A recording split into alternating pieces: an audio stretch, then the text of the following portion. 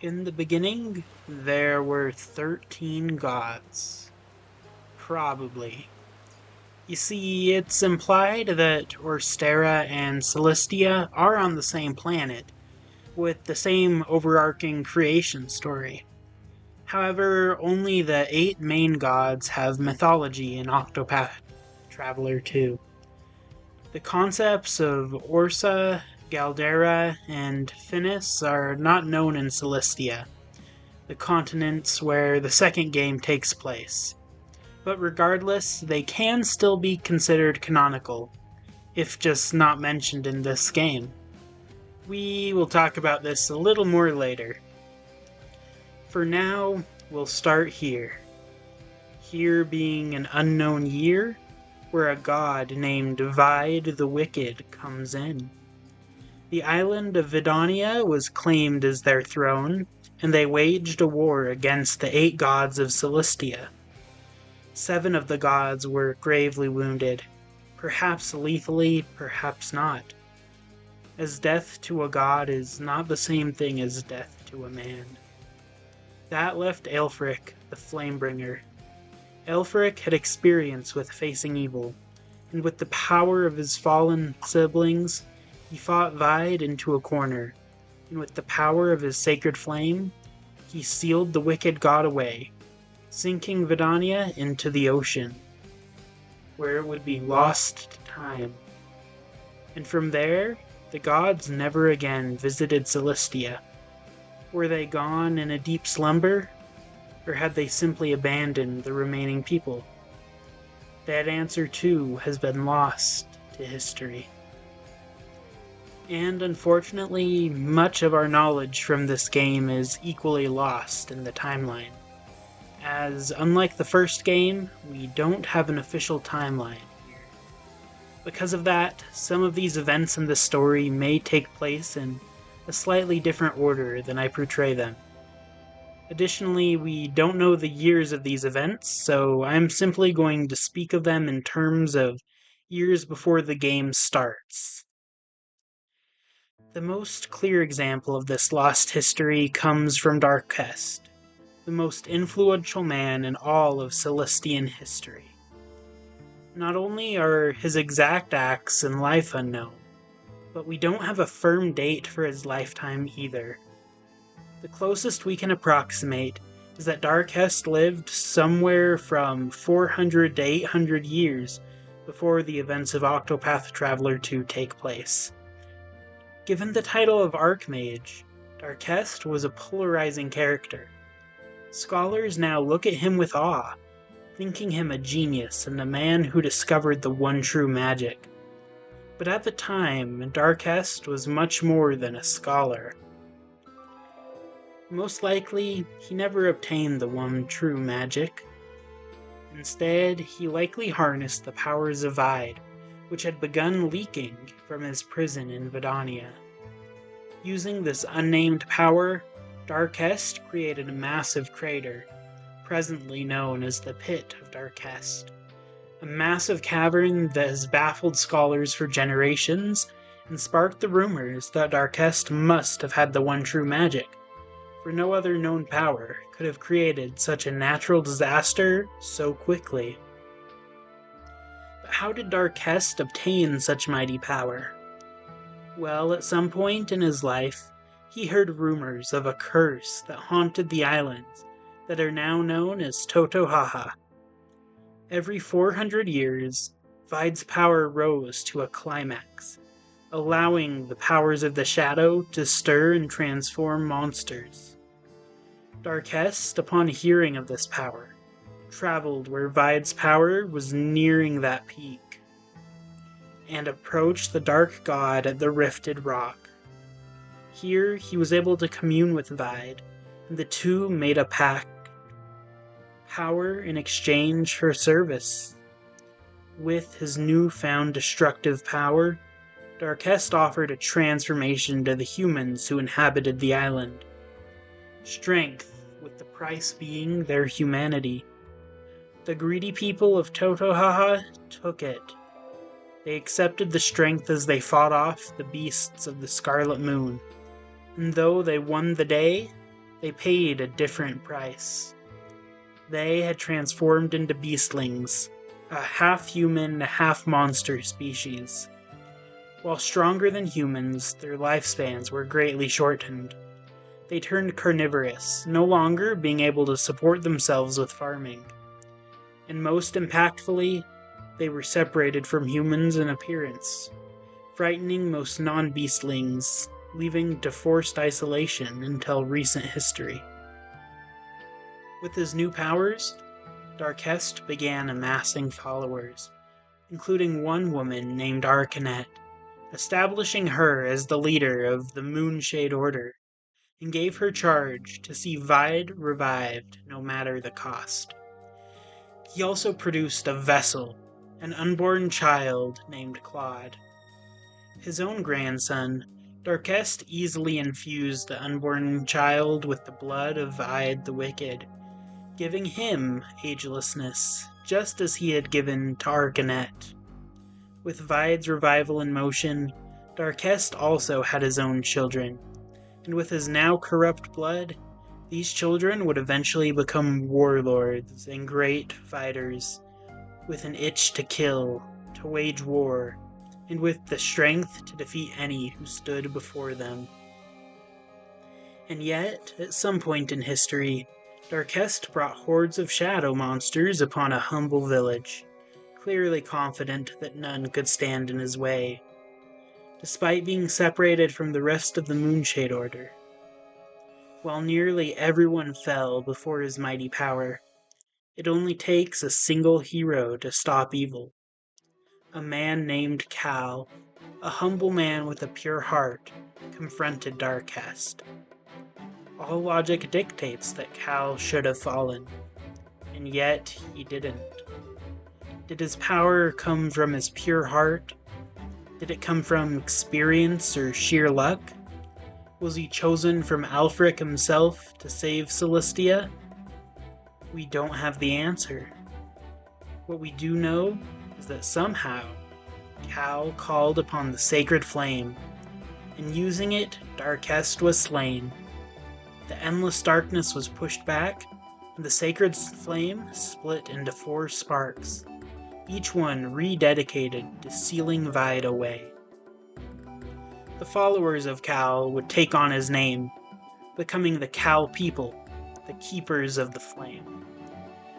3 flames were hidden away across Celestia, kept safe by anonymity, while one was guarded by this tribe, always watched over to make sure it never faded. Cal's bloodline gained their own humble power, being able to keep this flame burning. Most of his descendants stayed within the Keepers, but a few left, leading to some in Celestia still having that divine blood in their veins. The death of Ark Mage Darkest was a blow to the Moonshade Order, but it would not be their downfall. They buried their founder deep in the wildlands, and any who tried to visit the tomb tended to catch misfortune like a disease, as if one final act of spite from the once great Archmage. Darkest's lineage was safe in the hands of Claude, of course. As he grew from a boy into a man, Claude began to despise the idea of becoming the vessel for Vide the Wicked, despite Arcanette's insistence that he was the only one who could do it. Yet he argued that it only needed to be someone with his blood. And thus, Claude began his own schemes. Working with the Moonshade Order, but never for them, Claude began spreading his seed as rapidly as he could, using any means necessary to do so. Before too many generations, Claude had hundreds of spawn. Yet not just any of them would do. Vide deserved the strongest to be their vessel. So Claude organized the Black Snakes, a criminal organization dedicated to weeding out the weak and leading the strongest children to Claude himself. Very few made it to him, and none of them proved to be strong enough to take his place. And yet he never gave up hope of finding a child who could overpower him. To Arcanette, This seemed like foolishness, yet she couldn't force Claude into becoming the vessel, and didn't have the blood needed to be the sacrifice herself. Instead of fighting against the man's lust, she used it to further the goals of the Moonshade Order. She was determined to bring Vide back, but she knew it would take time. For one, she would need to snuff out the 4 sacred flames scattered across Celestia. And to do that, she would need to find or forge weapons of pure darkness. While Cal lived, this could never happen. And by the time the hero died, Vide's power had weakened greatly once again. Ideally, Arcanette would strike at a time when Vide's power was again rebuilt, which meant waiting for the night of the Scarlet Moon. It would take centuries, but she was in no rush. After all, there was much to do. While this went on, Clan Ku began to make a name for itself. With the blood of Vide the Wicked raging in their veins, they quickly established a reputation as merciless warriors, driven not by greed but bloodlust. For centuries, the clan ravaged the deserts of Hinoyum, having broken off from the Moonshade Order. At some point, they obtained the Dark Blood Blade, a powerful weapon capable of extinguishing a sacred flame. Yet none in Clan Ku would part with such a mighty tool, and it became a symbol of the clan's destructive power. Though Arcanette had lost control over the weapon, she kept note of where it was. Clan Ku could keep it safe for now. When she needed it, Arcanette could think up a scheme to get the weapon. Clan Ku's conquest was ever expanding, and one day the kingdom of Yu fell, a great victory to most. But to one man, Oboro, it was a tragedy. He and his adopted sister were forced to scavenge to survive, and in a fit of rage, Oboro tried to assassinate King Jigo. The revenge was not successful, but it came eerily close to working. And Jigo, a pragmatic man, immediately offered his would-be assailant a job, recognizing what the man could do with such limited resources. From then on, that man became known as Kazan, the Eagle of Ku, a legendary strategist. With his new influence, he was able to keep his sister from starving, but kept their relation a secret. Because, as Kazan worked with Jigo and his heir, Mugen, the evil of men became more and more apparent to the strategist. When approached by Arcanette with an offer to join the Moonshade Order, Oboro agreed to join, and brought his sister, Ori, into the cult as well. Humankind didn't deserve to exist, where the greedy and evil men lived in luxury, while the humble and selfless paid for it with their own blood and tears. The only way for things to change was to force it to change, using any power, no matter how devastating it could be. Despite never gaining the same agelessness as Arcanette, Oboro became the Moonshade Order's greatest asset, and not a moment too soon, for the night of the Scarlet Moon was approaching once again. It was finally time for the Moonshade Order to act. There were a few holdups, but with Oboro's help, they could all be overcome. All except one. Claude still hadn't found a worthy heir. Arcanette was determined to see Claude take his place as vessel when the time came, and refused to let the man's pettiness stop Vide from rising. Yet Claude never gave up hope. In fact, not long ago, he'd had a child with a woman named Marietta, a skilled assassin and once leader of the Black Snakes. As their daughter began to take to the blade, Claude held on to hope that she might be the one to finally overpower him. But it was a faint hope, like wishing on a star. And so Claude decided to roll the dice, having dozens of children even still. He'd always figured that with enough time and luck, he'd find the right vessel. but he was starting to run out of the former. To Arcanette, Claude would be dealt with when the time came. His own frivolity was just a minor inconvenience. She had bigger things to worry about.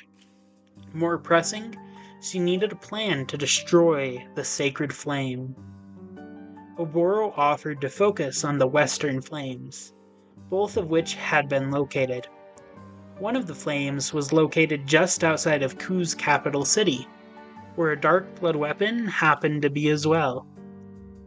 And the second had once been guarded by the Cal, but not anymore.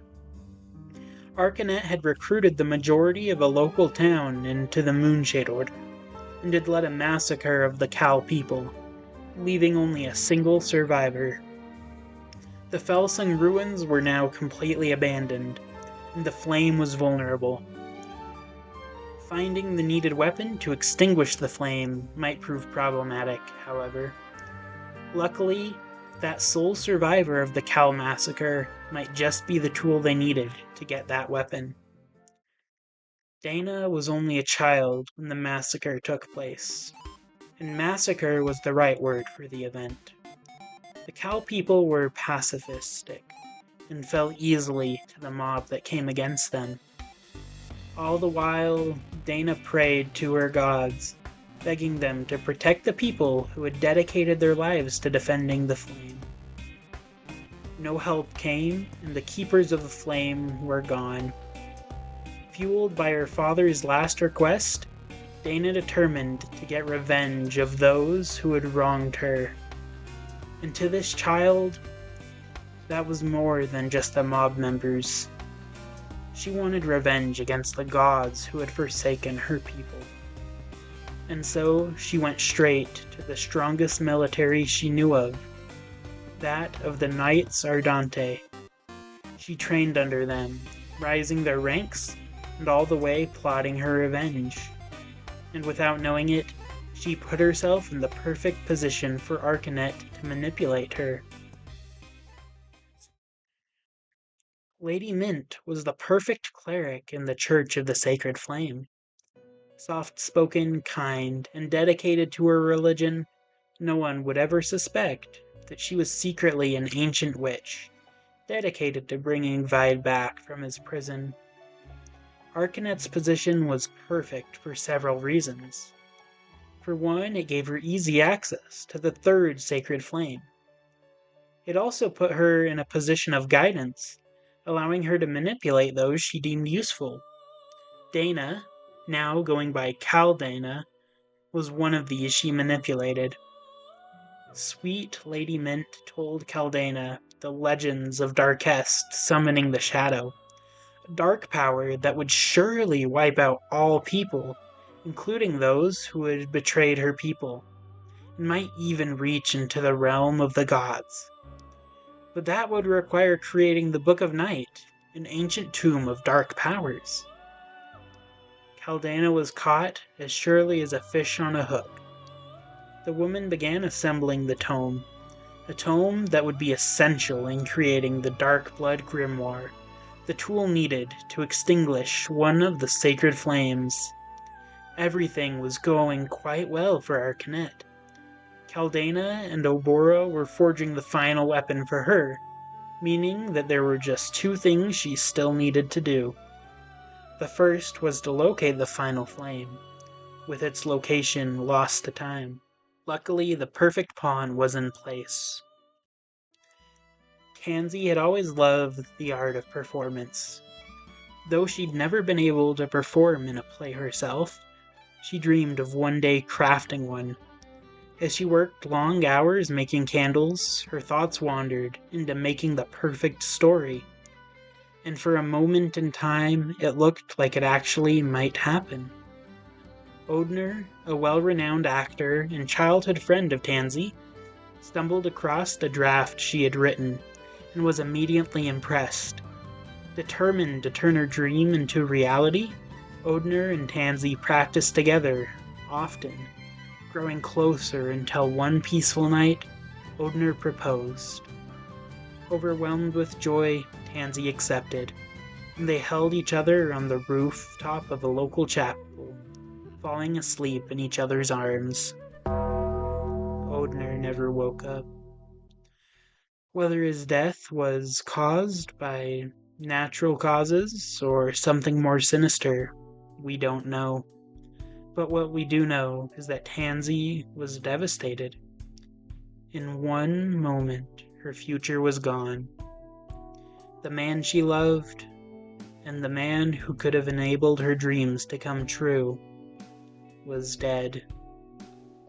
Despair sunk into her soul, deeper than any light could penetrate, until a special someone entered the picture.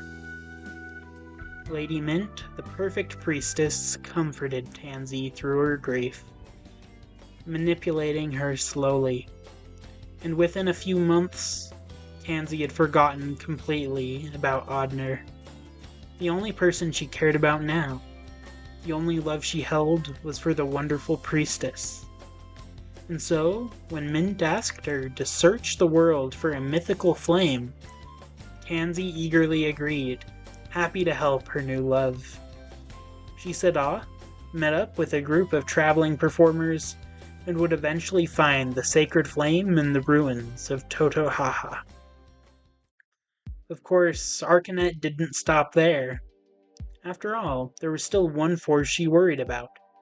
3 beasts of legend that had previously assisted the people of Toto'haha during the last night of the Scarlet Moon. Luckily, she prepared for that contingency long ago, with the help of a person known as the Dark Hunter. Petrichor of the Beastlings had been indoctrinated into the Moonshade Order at a young age, won over by Arcanette's charm. Petrichor would do as Arcanette asked, no matter how difficult it proved to be. That included taking on the mantle of the Dark Hunter, and her first task was weakening the divine beasts. She started with Kataraka, a serpent who lived near humanity. She and her team of hunters defeated Kataraka's guard, and then made quick work of the first legend.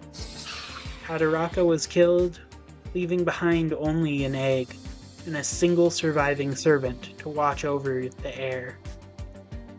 Unaware of this egg, the Dark Hunter next moved on to Glacius, scaling the mountains with her team, and fighting the giant hawk. The fight proved too difficult for the hunters, and all but 2 of them perished. Yet as she fled, Petrichor made sure to destroy Glacius's eggs, enraging the beast and causing it to create a never-ending blizzard in its grief. The only other surviving hunter, Haig, left in shame for failing his friends. But the Dark Hunter's work was not yet done. Hera still stood, and that would need to be changed. Petrichor made her way to Terra's home cavern, and the 2 dueled to a stalemate. The Dark Hunter wasn't defeated, but had been wounded too greatly to finish off the giant tortoise. As a wounded Terra slumped into a deep hibernation, Petrichor left the beast behind, preserving herself. After all, the beasts didn't need to die.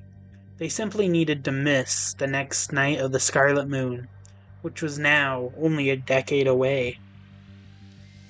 The Dark Hunter's self-preservation would prove to be a great boon, because Arcanette would soon need a tracker. You see, Arcanette had gathered 2 of the Dark Blood weapons, a staff she kept on her person at all times, and a bow that she hid within the church.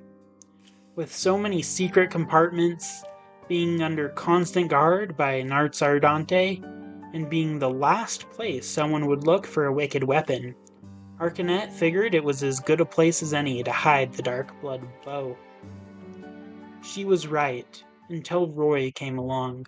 One of 2 students under Pontiff Jorg, Roy had a knack for discovering secrets. And, as an Inquisitor, that was his primary job.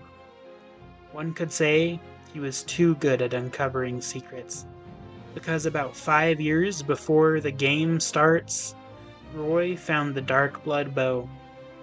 He wasn't completely sure what it was, but he could feel the evil coming from the weapon.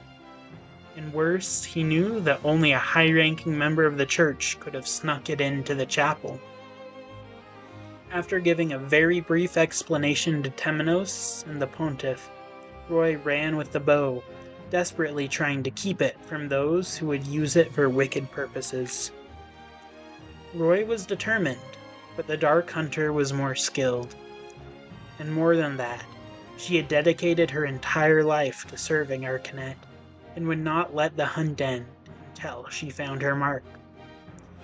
Roy did an admirable job of hiding the bow, fleeing all the way to Toto'haha's jungles, staying hidden for years before finally being captured. The bow was taken from him, and the torture followed. Experimentation, morphing, and transformation. Eventually, the creature who had once been Roy was unrecognizable, and left to roam the islands, the smallest memory of his mind, reminding him of what he was supposed to do, but unable to actually do it. But how did they mutate him? Well, there is one last member of the Moonshade Order I haven't mentioned yet, mostly because I just made an entire video dedicated to him. Harvey was a petty genius, and joined the Order for the power they could offer him. He had a single role in the Order: create the Book of Demons, an essential part of their plans. In exchange, they gave him wealth and information, as well as test subjects. Harvey created a variety of monsters, ranging from the Darkling of the Scarlet Moon to Roy's new form. Every piece was in place.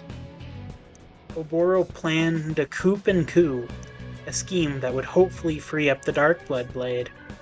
And even if that failed, he had several backup plans. Harvey was getting close to crafting the Book of Demons, and Caldana would soon have the Book of Darkness. Once the two tombs were fused, they would finally have the Darkblood grimoire, the final required weapon needed to extinguish the sacred flame. Tansy had located the final flame, and the three legendary beasts were dead or crippled. The night of the Scarlet Moon would be the time to strike. The flames would go down, and the sacrifices had been decided. Oboro would sacrifice himself in Ku. Ori would sacrifice herself in the Felsung ruins. Petrichor would sacrifice herself in Toto'haha, and Tansy would be offered up to the final flame. And Claude, well, he would fall into line. He'd recently corrupted an apothecary into turning homicidal, which sure was something. Arcanette would live long enough to ensure Claude did his part, offering himself up as vessel. And at last, Arcanette would meet her god face to face, as they consume the world in eternal darkness. Their plan was flawless. Even as the pieces began to fall, the plan came to fruition. Harvey's hubris brought him down, but Ori recovered the Book of Demons. Caldana was slain by the remaining Inquisitor, yet Ori collected the Book of Darkness as well. Mugen betrayed them, but Oboro managed to manipulate Hikari into reclaiming the throne, gaining access to the Darkblood Blade.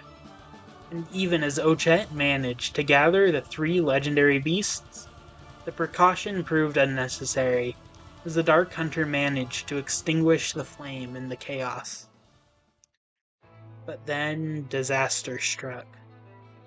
A woman named Throne made her way into Lost-Seed, and Claude finally obtained his greatest wish. This single woman proved to be the pure vessel Claude had always hoped for, and she killed him. And only then did Arcanette realize the mistake that they had made. Claude was dead. Claude was dead. And the heir he'd spoken so highly of, she was free, free to do as she pleased. And that included refusing to become Vide's vessel. For the first time, Arcanette was at a loss of what to do. Claude, the centerpiece of their plans, who they'd always kept complacent, humoring his quest of finding an heir. Claude was dead. Arcanette had failed. Oboro wasn't so sure. He hadn't come this far only to give up now. And besides, what made Claude such a special vessel? Could anyone with Vide's blood fill the role? Could they find someone to take Claude's place? Well, they might not have to look far. Oboro figured that somewhere in his lineage, Darkest's blood must have some stay. And so the plan was revised. Oboro would lure in a local nobleman to snuff out the flame, then head to Vidania, sacrificing himself in Claude's place. It wasn't perfect, but Arcanette had no other options. Oboro became the sacrifice to Vide, and the wicked god was revived. And yet, with the limited vessel of Oboro, Vide never reached their true strength. And because of this weakness, and because of 8 dedicated travelers, the catastrophe was avoided. The Endless Night never came to be. The Moonshade Order was crippled beyond repair, and only a single threat remained to the 8 travelers. However, we've reached the end of this story. There you have it, the complete timeline of Octopath Traveler 2, with a focus on the Moonshade Order's schemes. But there is still one looming question I have, something that no research I've done has been able to answer. Where does Octopath Traveler 2 take place in relation to the first game's timeline? Well, that is a question for another day. Thank you all for watching. I'm going to take a bit of a break from Octopath Traveler lore starting in 2025, but that doesn't mean I won't revisit it when I find a topic I enjoy, such as the previously mentioned timeline dilemma. But for today, I've been your host, GeoSage, and if you want to watch my other ramblings about this game, watch me overcomplicate video games, or want to stick around to see my future projects, please check out the channel. And if it's not too much trouble, please leave a like on this video to tell the YouTube algorithm that this video is not trash. Cheers, y'all. See ya in the new year.